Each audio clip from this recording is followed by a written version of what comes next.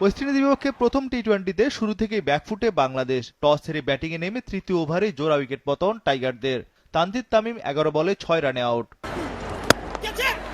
Format বদল হলেও ভাগ্য একই রয়ে গেল লিটন দাসের। এবার টি-20তে গোল্ডেন ডাক ডানহাতি ব্যাটার। পাওয়ার প্লেতে 2 উইকেট শিকার করেন স্পিনার আকিল হোসেন। বাঁহাতি স্পিনার আকিলের পর অফ স্পিনার রোস্টন চেদো সফল হলেন। আফিফ হোসেন আউট 8 রানে। 6 ওভার শেষে বাংলাদেশ তোলে 3 উইকেটে 32 রান। প্রাথমিক বিপর্যয় কাটিয়ে ওঠার চেষ্টা টাইগারদের। ওপেনার সৌম্য সরকার হাত খুলে ব্যাটিং করেন। 10 ওভার শেষে বাংলাদেশের সংগ্রহ 3 উইকেটে 56 রান। ইনিংসের শুরু থেকেই 100-এর বেশি স্ট্রাইক রেটে ব্যাট করছিলেন সৌম্য। প্রায় 3.5 বছর পর টি-20তে 50-র অপেক্ষা এই বাঁহাতি ব্যাটারের। সৌম্য জাকেরের 57 রানের জুটি।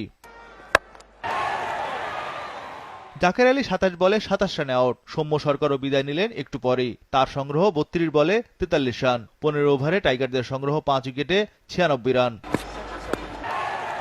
এরপরই শামীম পাটোয়ারির ঝড়ো ব্যাটিং শুরু।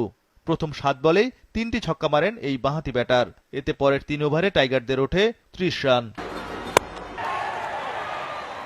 ক্রিজে অনেকক্ষণ থেকেও টি-20 মেজাজে রান করতে পারেননি শেখ মেহেদী। 24 বলে 26 রান করেন তিনি।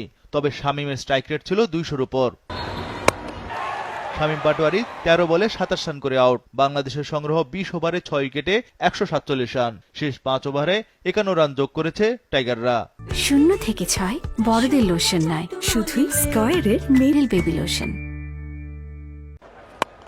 148 রানের টার্গেট দিয়ে শুরুতেই উইকেট উদযাপন টাইগারদের।